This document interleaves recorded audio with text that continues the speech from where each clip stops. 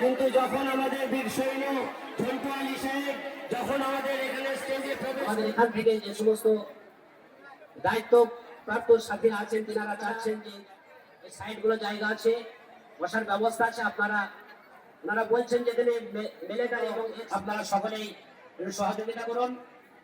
আর যে রোড মোড় থেকে নিয়ে কবরস্থান আপনার ঈদগাহ এই জায়গা পর্যন্ত, এই প্যান্ডেল পর্যন্ত এই জায়গাটা সম্পূর্ণ ক্লিয়ার রাখতে হবে। কিছু বলতে চান একে একে কিছু কথা বলতে পারেন, আপনাদেরকে অনুরোধ করছি। যদি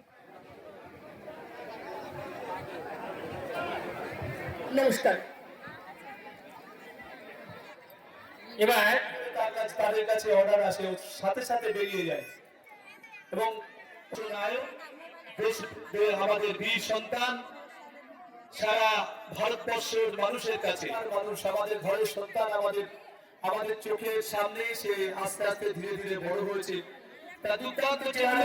তার কাছ থেকে আমরা আশীর্বাদ নেব যে দেশের জন্য প্রাণ দিয়েছেন।